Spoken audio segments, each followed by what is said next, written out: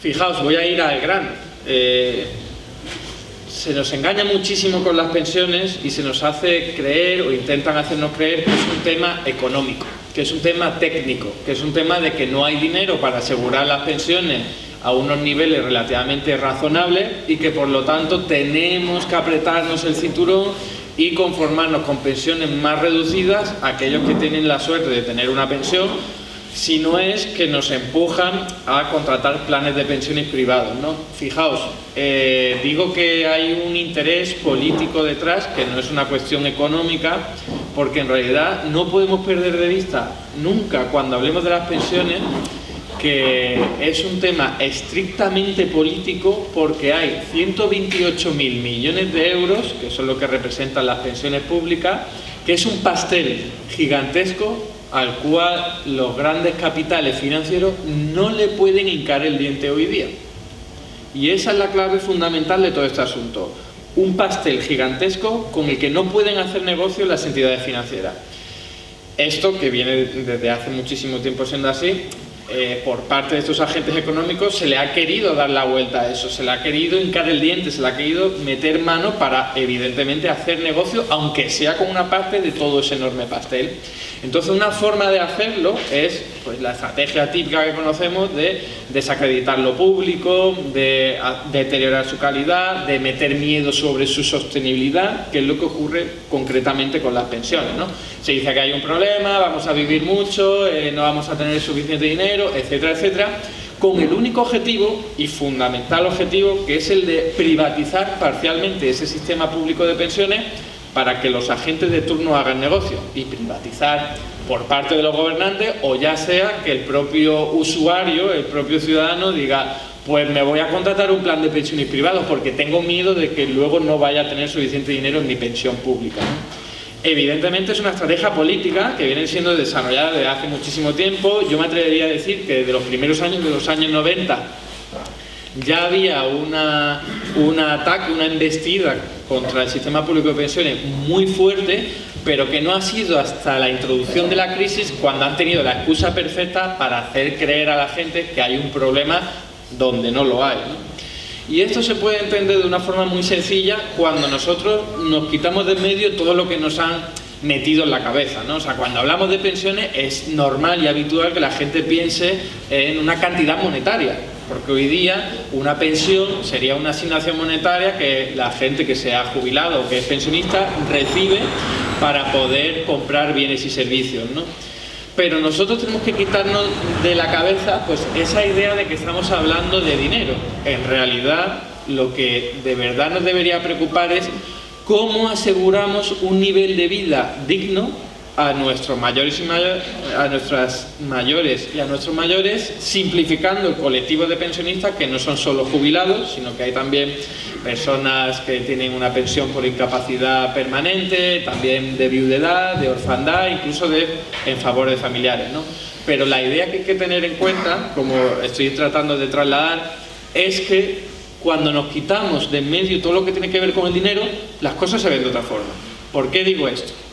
Porque en realidad nosotros podríamos imaginar una sociedad en la que no hiciera falta utilizar el dinero para poder garantizar un nivel de vida determinado a la población pensionista.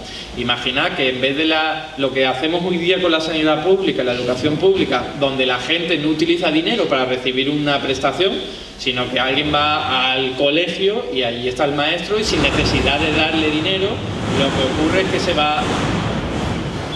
Cuando pase la tormenta... Lo que ocurre en un colegio, por ejemplo, es que la gente va y sin necesidad de entregar dinero al maestro recibe un servicio de educación. Lo mismo cuando vamos a un hospital o a un centro de salud, ¿no? Sin necesidad de utilizar el dinero, nosotros recibimos un servicio. Imaginad que eso se hiciera con todos los servicios y todos los productos que necesitan los pensionistas para vivir: alimento, vestimenta, cuidados, ocio, entretenimiento, etcétera, etcétera. Eso se podría conseguir. Y fijaos, ¿qué necesitaríamos para lograr algo así? Estoy utilizando esto como un razonamiento, un ejercicio reflexivo simplemente, ¿eh? Pero ¿qué es lo que necesitaríamos? necesitaríamos gente que trabajase la producción de esos alimentos, necesitaríamos determinados conocimientos, habilidades, tecnología, recursos, maquinaria, etcétera, etcétera. Es decir, algo que hoy día tenemos de sobra, porque vivimos en pleno siglo XXI, tenemos unos adelantos tecnológicos increíbles, que somos capaces de hacer milagros si lo comparamos sobre todo con lo que ocurría hace 50 o 500 años, mejores habilidades, mejores conocimientos, mejores máquinas, robots que incluso trabajan por nosotros. Es decir, somos objetivamente mucho más ricos como sociedad que hace 10, 20, 50, 500 años. Y eso es lo que explica de verdad que podamos tener, pues al fin y al cabo, la posibilidad de garantizar un bienestar mucho más elevado a nuestros pensionistas que lo que ocurría antes. Es decir, que no tiene ningún tipo de sentido, no hace falta ser economista ni de izquierda, etcétera, etcétera, para darse cuenta de que no tiene ningún tipo de sentido que nos digan que tenemos que vivir peor que nuestros padres y que nuestras madres, porque en realidad el progreso tecnológico y todo el potencial productivo y económico va en aumento. Lo que va en decremento o de forma descendente es la calidad de vida de una parte determinada de la población, no de toda, porque al fin y al cabo todo esto tiene que ver con distribución de la renta y la riqueza. Tenemos más riqueza, incluso más potencial para producir riqueza, pero luego se distribuye de una forma muy particular, como todos sabemos, muy asimétrica, en la que una minoría se lleva la mayor parte. Bien, he hecho hincapié en este sentido, en este hecho, para que no nos olvidemos, que es lo que siempre intentan hacer, de que somos sociedades muy ricas, cada vez más ricas. Otra cuestión es cómo se está distribuyendo la renta. Así que cuando nos digan que tenemos que vivir peor que nuestros padres y nuestras madres, o que cuando nos vayamos a jubilar vamos a tener que cobrar una pensión, nosotros tenemos que decir, ¿por qué? ¿Por qué? Si en realidad tenemos mejor tecnología, mejor maquinaria, etcétera, etcétera, ¿no? Bien, en segundo lugar, hay que tener en cuenta que nos mienten también con un argumento desgraciadamente muy intuitivo, que es el siguiente. Cada vez vivimos más. Eso no se hartan de decirlo, o sea, si no lo estamos escuchando todas las semanas es porque algo raro ha pasado, ¿no? Como cada vez vivimos más, entonces desgraciadamente tendríamos que estar trabajando más para hacer que el sistema fuese sostenible, ¿no? Como estamos viviendo más, pues tiene lógica que trabajemos durante más años de nuestra vida. Pero eso es absolutamente tramposo por dos motivos fundamentales. El primero, que la esperanza de vida, que es el indicador que mide la cantidad de años de media que vivimos como humanos y humanas, está aumentando, no es un hecho novedoso. O sea, si os animo a ver los datos que hay sobre la mesa. Desde hace más de 40 años la esperanza de vida no deja de crecer y las pensiones también lo hacían incluso a un ritmo más elevado que el de la esperanza de vida. Por lo tanto, ese argumento de que como ahora estamos viviendo cada vez más hay que tener peores pensiones o trabajar durante más años en nuestra vida no tiene ningún tipo de sentido, porque antes ocurría lo mismo, lo de vivir más, y las pensiones aumentaban. O sea que eso responde a otro problema, no al de que vivamos más, que es precisamente un éxito como sociedad. Pero es que además nosotros no nos deberíamos fijar en ese indicador que os acabo de decir, que sería esperanza de vida, ¿no? Sino que nos deberíamos fijar en otro indicador mucho más adecuado para poder estimar o evaluar cómo estamos viviendo en la última etapa de nuestra vida. ¿A qué indicador me estoy refiriendo? A el de años de vida saludable, un indicador que elabora la Organización Mundial de la Salud, también la Comisión Europea, y que viene a decir lo siguiente: es el número de años que nosotros, cuando hemos cumplido 65 años, vamos a vivir sin sufrir enfermedades graves que nos provoquen incapacidades que nos impidan tener una vida plena. Fijaos lo que estoy comentando, es un indicador que lo que dice es, me da igual cuántos años vayas a vivir, lo que a mí me importa es cuántos años vas a vivir con buena salud. Porque eso es al fin y al cabo lo más relevante. Nosotros de poco nos sirve vivir muchos años y luego vamos a estar encamados o sufriendo enfermedades que nos incapaciten para tener una vida plena. Pues bien, ese indicador está bajando y de hecho las mujeres más. Así como el de esperanza de vida que os decía que lleva creciendo durante 40 años. Por cierto, el último año fue la primera vez que cayó. ni que decir tiene que algo tendrá que ver con los recortes en sanidad pública, pero bueno, eso es arena de otro costal. Lo que ocurre es que el indicador al que me acabo de referir, de años de vida saludable, va cayendo o se mantiene. En vez de crecer, lo que ocurre es que se mantiene. ¿Cómo se traduce esto? En que cada vez vivimos más años, pero con peor salud. Por lo tanto, cuando nos retrasan la edad de jubilación, como ocurrió con la reforma de las pensiones del Partido Socialista en el año 2011, lo que ocurrió fue lo siguiente, que nos arrebataron los mejores años de nuestra última etapa de vida. Eso es al fin y al cabo lo que es retrasar la edad de jubilación, que nos roben los mejores años de salud de nuestra vida. Por lo tanto, una enorme crueldad. Evidentemente esto es una valoración ética, moral, social, no económica. Pero para que veáis que cuando nos digan que cada vez vivimos más y por lo tanto hay que trabajar más, nosotros tendremos que responder, mira, perdona, vivimos más, pero no en las mismas condiciones de salud que cuando tienes unos cuantos años menos. Que es lo importante, si voy a estar más años trabajando, es que me estás quitando los mejores años de vida, ¿no? Bien, eso es un argumento, como os digo, que se utiliza mucho y al que nosotros tenemos que responderle de la forma que os estoy comentando. Pero hay otro argumento que desgraciadamente es igual o más intuitivo que el que acabo de comentar, pero igual de falso o al menos de inexacto, ¿no? Y es el siguiente, lo habréis escuchado porque también lo vemos hasta en la sopa, ¿no? Es el de hacer ver, o normalmente muestran una pirámide de la población y dicen, oye, mira, que la mayoría de la gente que nació en el baby boom ahora mismo está trabajando, pero dentro de 10, 15, 20 años toda esa masa de gente va a estar jubilada y entonces habrá que pagarle una pensión. Y como tenemos muy pocos nacimientos, no vamos a tener suficientes trabajadores para poder financiar todas esas pensiones. O sea, un argumento que, como os digo, es muy intuitivo, a la gente lo entiende rápido y dice, oye, pues es verdad, esto es un problema. Pero no tiene por qué serlo, de hecho no lo es en absoluto. ¿Por qué? Porque lo importante nunca será la relación que haya entre número de pensionistas y número de trabajadores. Yo sé que es muy intuitivo pensar así, es decir, a ver cuántos trabajadores hay y cuántos pensionistas. Si cada vez hay menos trabajadores por cada pensionista, mal rollo. Eso es normal que la gente piense así, pero no es lo importante.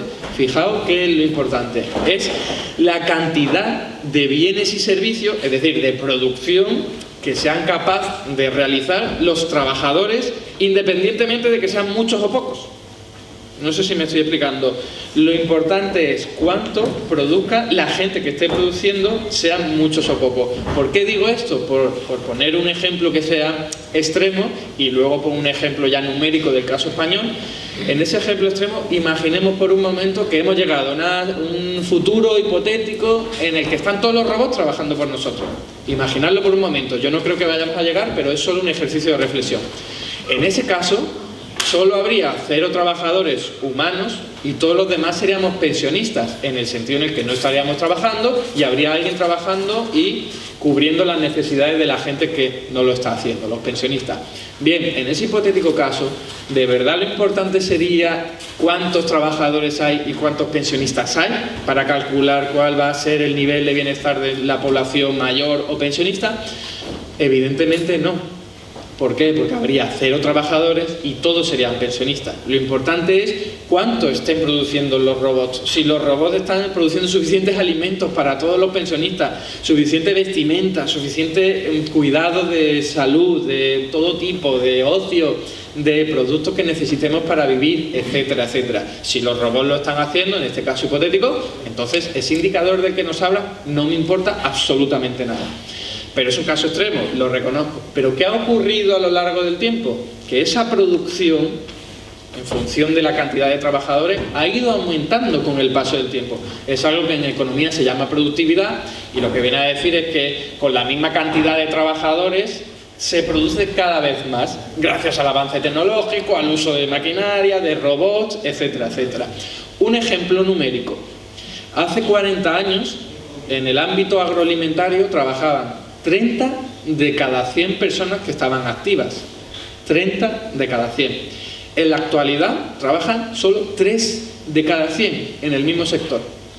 Y sin embargo tenemos muchísimo más alimento hoy día y además de muchísima más diversidad y en muchos casos de mejor calidad que hace 40 años, a pesar de que hay menos gente trabajando en producción de alimentos.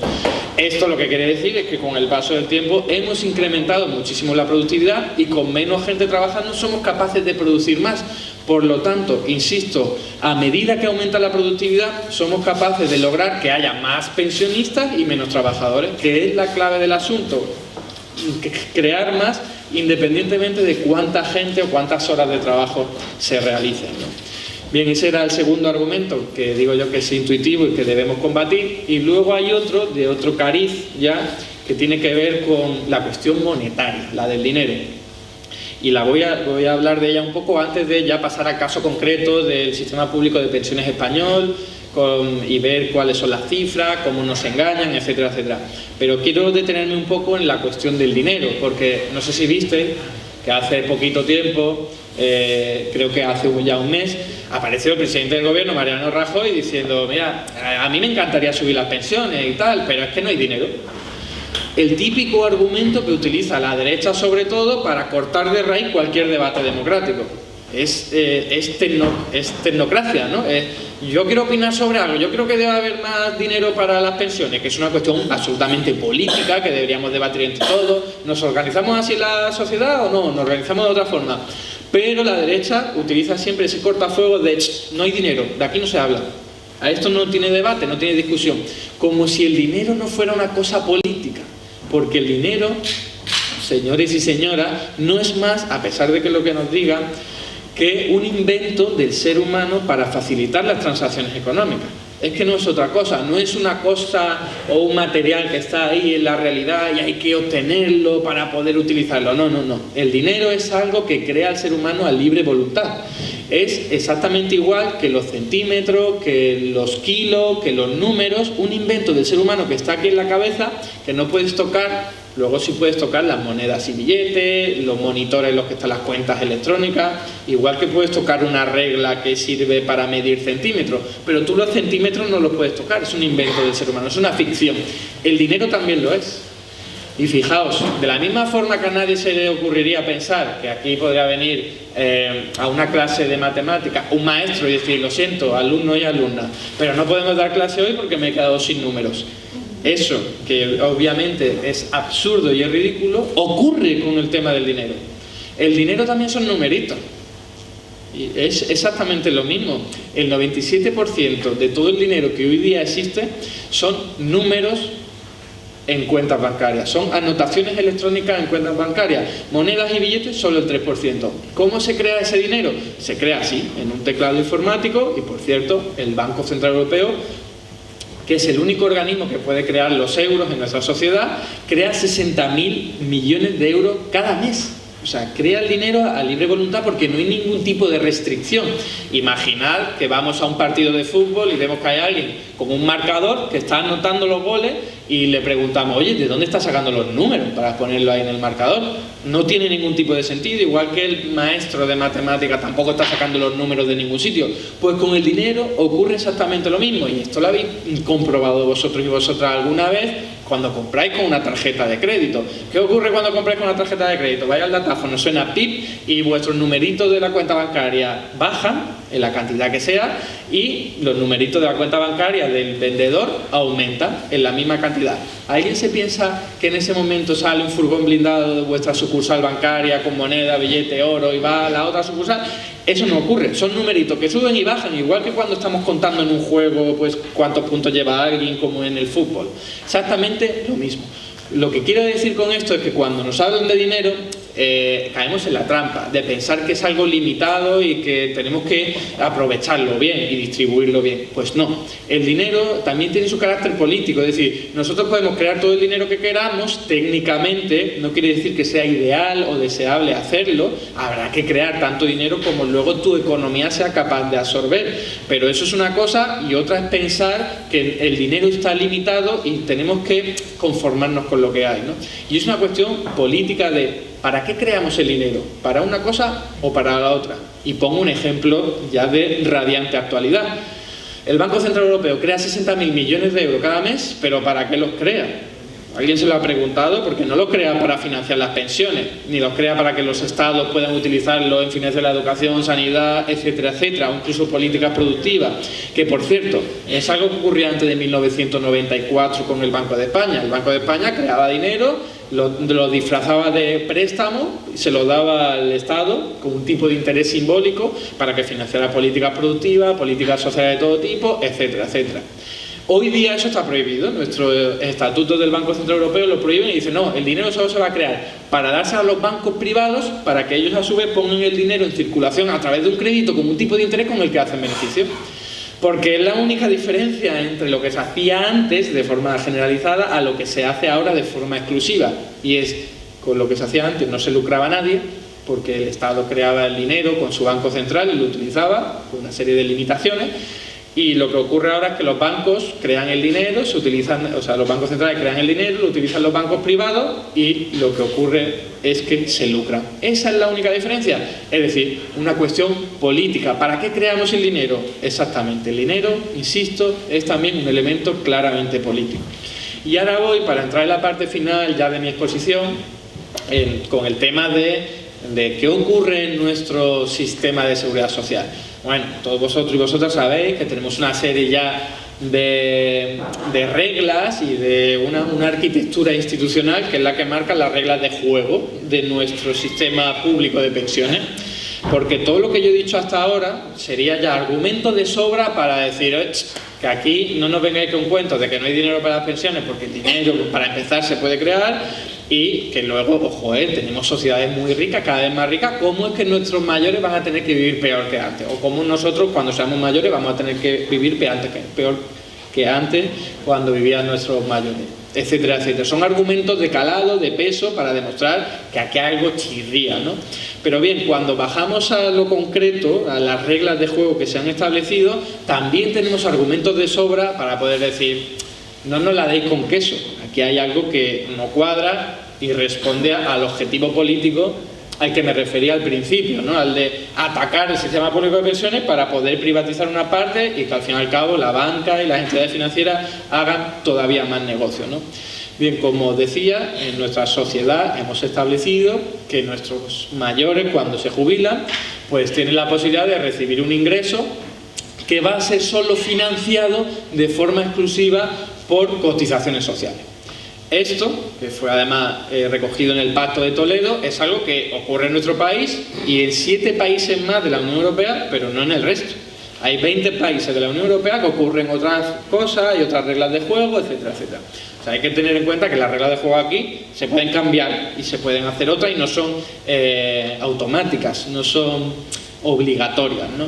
Bien, ¿qué ocurre? Entonces, fijaos que de toda la tarta que tenemos en nuestra economía, es decir, nuestra riqueza, digo tarta para que nos hagamos una imagen visual, ahí hay una parte que es monetaria y otra que no. Yo lo decía antes, o sea, cualquier persona que realice un trabajo, por ejemplo en su casa, cuidando a un niño o una niña, o cuidando a un mayor, etcétera, etcétera, si no cobra por ello, eso no se considera que es trabajo. Evidentemente es trabajo, pero no se considera que es empleo, porque no hay remuneración de por medio.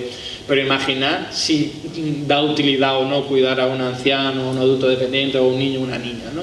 Bien, para nuestro sistema de seguridad social eso es invisible, entonces se quita de toda esa tarta, esa parte se quita, que está estimada por ciento en torno al 40% del PIB actual, o sea, es mucha riqueza que quitamos de en medio.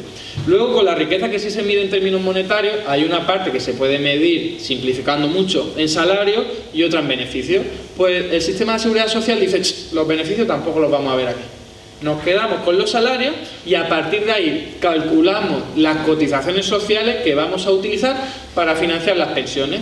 Es decir, estamos hoy día financiando las pensiones solo con una porción muy pequeña y muy reducida de toda la riqueza de nuestra economía. Nosotros podíamos asegurar el nivel de bienestar de nuestros mayores utilizando toda la tarta, no necesariamente una pequeña porción.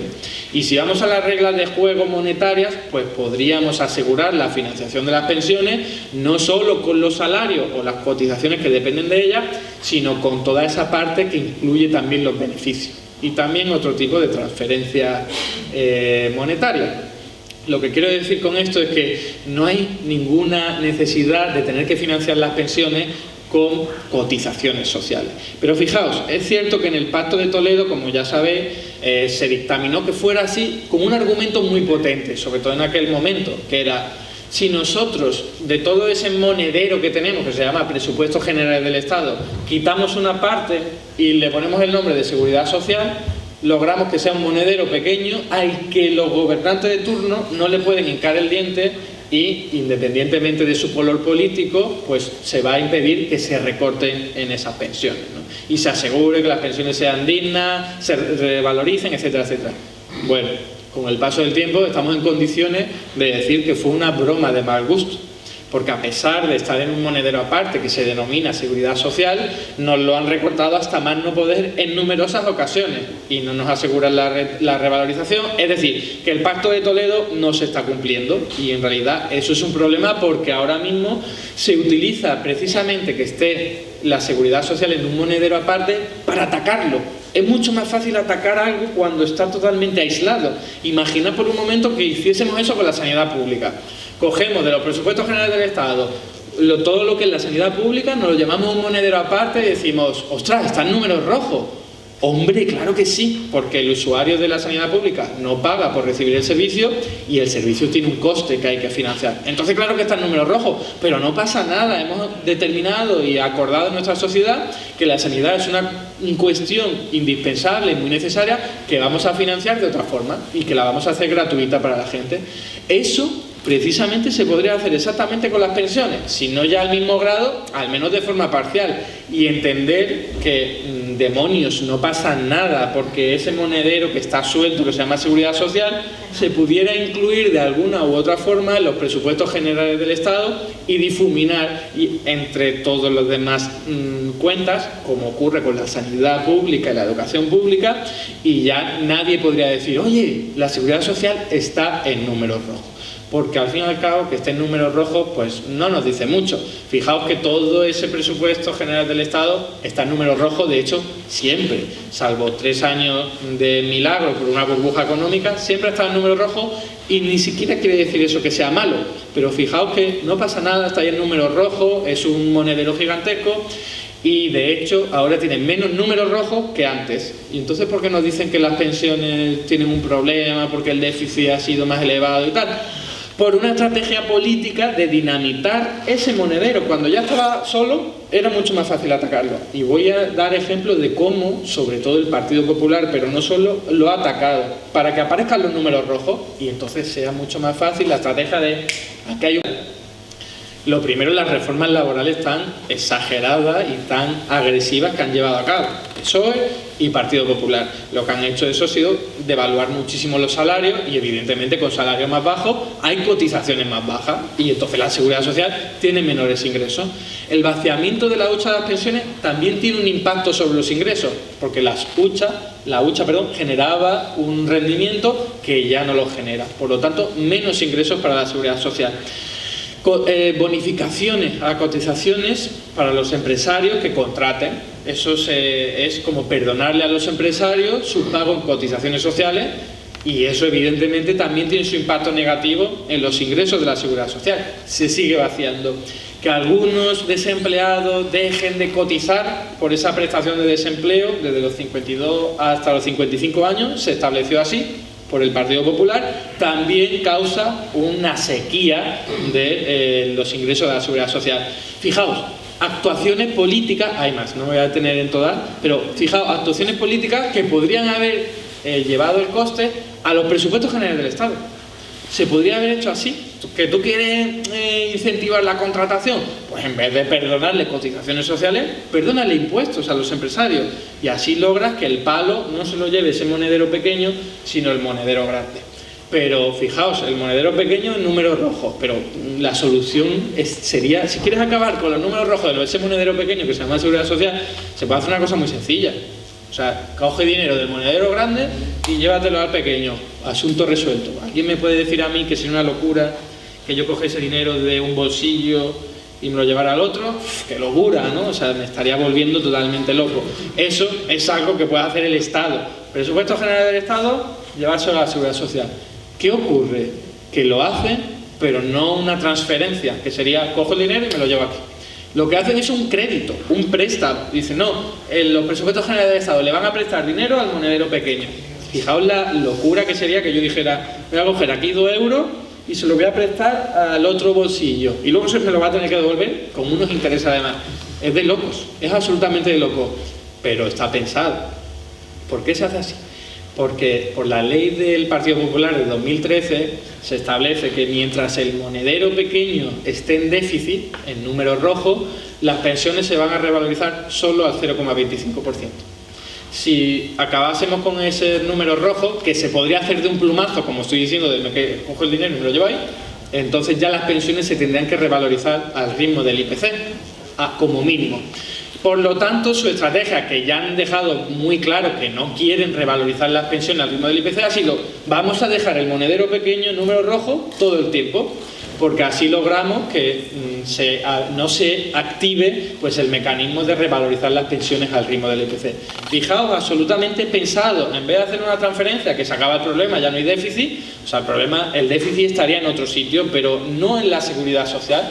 No hacen eso, hacen, venga, un crédito. ¿Para qué? Para que siga habiendo déficit público en la seguridad social, número rojo, y tener la excusa perfecta para no revalorizar las pensiones y además para decir, hay que privatizar, hay que empujar a la gente a contratar planes de pensiones privados. O sea, una estafa monumental totalmente orquestada. Y voy con la última parte ya para que podamos dar paso al turno de reflexiones y de debate, etcétera, etcétera. Cuando nosotros tenemos en cuenta todo lo que he dicho, o sea, tenemos todas las de ganar en cualquier debate, ¿no? Por un lado decimos, mira, no nos venga con historia de que no hay suficiente dinero, no nos venga con historia de que estamos viviendo cada vez más, no nos vengas con historia de que los baby boomers son muchos y van a ser muchos, etcétera, etcétera. No nos vengas con historia de que tenemos que vivir peor que antes, etcétera, etcétera. Pero si nosotros aceptamos las reglas de juego convencionales, que sería, oye, no vamos a tocar nada de eso y vamos a jugar con lo que hay encima de la mesa, ¿no? El juego es así, con estas instrucciones de uso tenemos que librárnoslas. Pues incluso así le podemos dar una paliza en términos de batalla dialéctica. ¿Por qué? Porque en realidad no hay más que pensar en los números que hoy día hay de coste para otro tipo de cosas que no son las pensiones. Y voy a poner ejemplos muy claros, ¿eh? ¿Sabéis cuánto cuesta revalorizar las pensiones al ritmo del IPC, que es la reivindicación más sonora del colectivo de los pensionistas actualmente? En el año 2018 hubiese costado 2.200 millones de euros. Quedaos con esa cifra, ¿vale? Yo sé que con los números grandes nos perdemos todo, pero 2.200 millones de euros es lo que hubiese costado revalorizar las pensiones al ritmo del IPC este año 2018. ¿Sabéis cuánto cuesta por parte de todos nosotros y nosotras, por parte del Estado, perdonar impuestos a aquellas personas que contratan planes de pensiones privados? Porque el Estado, y esto es algo que aprobó el Partido Socialista hace ya mucho tiempo, concede ayudas fiscales a toda aquella persona que contrate un plan privado de pensiones. Toda aquella persona que contrata un plan de pensiones privado se le perdona una parte de los impuestos. ¿Sabéis cuánto le perdonamos cada año?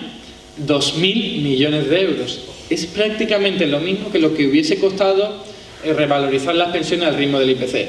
Que alguien me venga y me diga que esto no es política, ¿no? O sea, no revalorizo las pensiones públicas, pero es lo mismo de coste que lo que estoy sufragando, bonificando las pensiones privadas a la gente que lo contrata. Es absolutamente política, es claramente un acto de preferencia.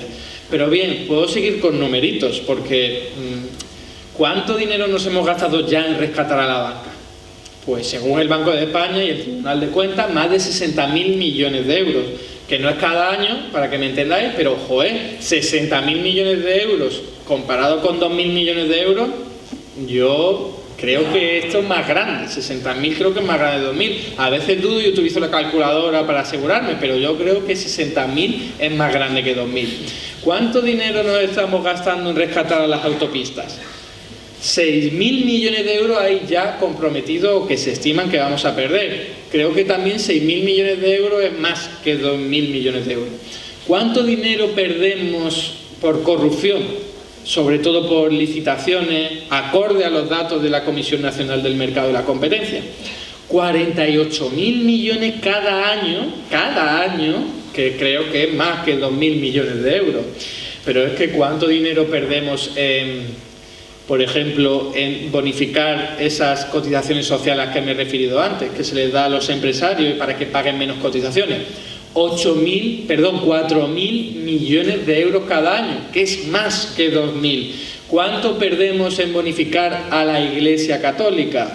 11.000 millones de euros cada año, que es más que 2.000 millones, que es lo que costaría revalorizar las pensiones al ritmo del IPC.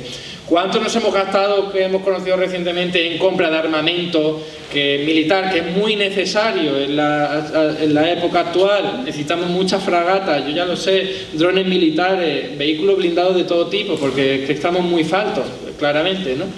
Pues 10.000 millones de euros, que creo que es más que 2.000 millones de euros. ¿Cuánto dinero perdemos por topar las cotizaciones sociales a los directivos, a los futbolistas, a los trabajadores de alto salario? 8.000 millones de euros cada año, comparado con 2.000, etcétera, etcétera. No quiero seguir, tengo más números por ahí, pero sería muy aburrido. Lo que quiero decir es que es una cuestión de preferencias, no es una cuestión de que falte dinero. O sea, incluso aceptando, venga, no vamos a crear dinero, venga, no vamos a no sé qué, no vamos a cambiar la regla de juego. Pero es que con las reglas de juego actuales, con cambiar un poco la distribución de las partidas presupuestarias, ya lograríamos preservar al menos la revalorización de las pensiones, y nos sobraría dinero para rebajar la edad de jubilación, para aumentar las pensiones más bajas, etcétera, etcétera. Es una cuestión claramente política. Y termino con datos que incluso sin... Venga, no vamos a remover esto porque hemos considerado como sociedad que sí, que vamos a bonificar a la Iglesia Católica, que vamos a comprar todo esto en armamento, no sé qué, no sé cuánto. Da igual, incluso respetando esa premisa, también hay formas de conseguir ingresos suficientes para acabar con el déficit público de la Seguridad Social de un plumazo. Sería, vamos a crear puestos de trabajo, tantos como personas haya hoy día demandando empleo, y asunto solucionado. Que el sector privado no lo está haciendo porque no es capaz de hacerlo, porque no le sale rentable contratar, pues que lo haga el sector público, que contrate a los más de 3 millones de personas que quieren trabajar en actividades que sean social y ecológicamente útiles, y entonces asunto resuelto, porque toda esa gente con unos salarios relativamente dignos estarían cotizando, y por lo tanto tenemos suficiente ingreso a la Seguridad Social como para acabar de un plumazo con el déficit y los números rojos. Aumenta el salario mínimo, pues logras que tengan más ingresos por Seguridad Social. Combate el fraude laboral, que esto es indispensable, o sea, vemos, y todas las asesorías laborales lo dicen. Incluso la Inspección de Trabajo, que hay muchísimo fraude, es decir, empresarios que están contratando en fraude de ley, realizando y firmando contratos a tiempo indefinido cuando deberían, perdón, a tiempo temporal cuando deberían ser indefinido, a tiempo parcial cuando deberían ser a tiempo completo, y luego realizan horas extraordinarias que no son pagadas. Todo eso se pierde de cotizaciones sociales. Cuando los becarios y los contratos en práctica no están cotizando por Seguridad Social, etcétera, etcétera. Si tú persigues todo eso, te afloran muchísimos ingresos por la Seguridad Social. Al mismo tiempo, si destopas lo que yo decía, ya sabéis que se aporta a la Seguridad Social en función del salario, pero hasta un punto. Luego toda la gente que cobre por encima no es proporcional. Todo eso es dinero que no va a acabar cotizando a la Seguridad Social. Si tú lo destopas, como ocurre en otros países, 8.000 millones de euros que logras recaudar todos los años, que tienes de sobra para, como decía, los 2.000 millones de revalorización de las pensiones. Pero es que hay más, o sea, lo mismo con las bonificaciones a las que me he referido antes, que no han servido para contratar, las que se daban a los empresarios para que contrataran, y ellos mismos reconocen en encuestas. Os animo a que veáis una que es la del Observatorio Autónomo, que ellos mismos dicen, no, yo me he acogido a esto, pero no me ha servido para contratar, porque no necesito contratar gente, pero bueno, me viene bien y me ahorro unas pelas, ¿no? Bueno, pues evidentemente hay ejemplos de todo tipo para decir que dinero, respetando todas esas reglas de juego a las que me había referido antes, que no hay necesidad de hacerlo, tendríamos suficiente dinero para garantizar al menos, como estoy diciendo, pues esa revalorización de las pensiones al ritmo del IPC, acabar con el déficit de la Seguridad Social, y además nos quedaría dinero para hacer unas cuantas cosas más. Termino con la conclusión a la que me había referido al principio. Esto es una cuestión estrictamente política. Ya no puede venir un economista desconfiar de él cuando diga que esto es un tema económico, que no hay suficiente dinero y que no hay más tutía, que aquí no se puede hablar más. No, es una cuestión política y todos tenemos derecho a debatir sobre este asunto. ¿Dónde va el dinero? ¿Hacia un sitio, hacia otro, etcétera, etcétera, ¿no? Y el objetivo último que persiguen es el que decía antes, es el de meterle mano, hincarle el diente a ese enorme pastel que tiene coraza. La coraza es pública, es el sector público, le crea una coraza a todas las pensiones para que los bancos privados no puedan utilizarlo en su negocio privado. Y entonces su objetivo desde hace ya mucho tiempo, su estrategia es la de dinamitarlo, romper esa coraza, romper el blindaje para poder utilizarlo en su negocio.